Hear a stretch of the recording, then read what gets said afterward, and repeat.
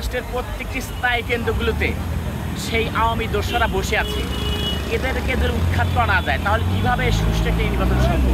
বাংলাদেশের একটা ঘুণে ধরা সমাজ প্রতিষ্ঠিত আছে। এখানে এই ঘুণে ধরা সমাজকে পরিবর্তন হলে কিছু সময়ের প্রয়োজন। কারণ হলো এখানে রাষ্ট্রের প্রত্যেকটি স্থায়ী কেন্দ্রগুলোতে সেই আওয়ামী দোসররা বসে আছে।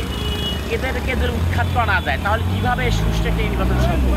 আমি মনে করি এপ্রিলের ভিতরে যেসব নির্বাচন কমিশন শুরু করে যেসব কার্যক্রম আছে এগুলো শেষ করতে পারবে এবং বাংলাদেশে নির্বাচিত সরকারের অবশ্যই প্রয়োজন আছে। কেননা বাংলাদেশে নির্বাচিত সংগঠনগুলো যখন 24 গণঅভ্যুত্থানে 5 তারিখে নিজের বুকের তপ্ত কাদা রক্তকে ঢেলে দিয়ে তারা এই 24 স্বাধীনতা অর্জন করেছে। আমি মনে করি যে এই দোসরদেরকে উৎখাতের জন্য নির্বাচিত সরকার ছাড়া কোনোভাবেই সম্ভব নয়। এজন্য বাংলাদেশে নির্বাচিত সরকার অবশ্যই দরকার। নির্বাচিত সরকার থাকলে বিদেশিরা বাংলাদেশে বিনিয়োগ করবে, বাংলাদেশে কর্মসংস্থান সৃষ্টি হবে। এখানে প্রশাসনিক যে কাঠামো সেটা 24-এর পরবর্তীতে আমি যা দেখতে পাচ্ছি অনেকটাই দুর্বল। এজন্য নির্বাচিত সরকার তার দেশ চালাবে, তারা মানুষের অধিকার প্রতিষ্ঠা করবে, কিন্তু এখানে তাড়াহুড়ার কোনো বিষয় নাই। এখানে ডাক্তার ইউনূসকে তাদের স্বাধীনভাবে তার কাজ করতে দেওয়া উচিত। সময় না দিলে কোনোটাই সম্ভব হবে না। এজন্য সময়ের প্রয়োজন। সময় দিলে পারে সে যেসব জায়গায় দর্শকগুলো বসে আছে এদেরকে উৎখাত করতে হবে। তারপরে এমন একটি বাংলাদেশে গণতান্ত্রিক নির্বাচন অনুষ্ঠিত হবে যেখানে মানুষ নির্বিঘ্নে কেন্দ্রে যে তার পছন্দের প্রার্থীকে ভোট দিতে পারবে।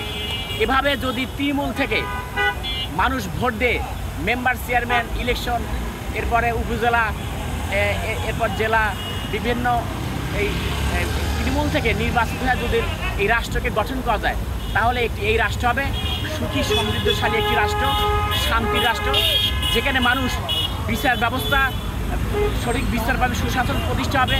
আজকে আপনারা জানেন যে স্বাস্থ্যখাত সম্পূর্ণ ভেঙে পড়েছে, বিচার ব্যবস্থা সম্পূর্ণ ভেঙে পড়েছে। আজকে যদি বাংলাদেশে ন্যায় বিচার প্রতিষ্ঠিত না করা যায় তাহলে সামনে আরও কিছু ভয়াবহ অপেক্ষা করছে। এই জন্য বাংলাদেশ সুশাসন প্রতিষ্ঠার জন্য ভালো মানুষ প্রয়োজন, সৎ মানুষ প্রয়োজন, যারা রাষ্ট্রের জন্য কাজ করবে।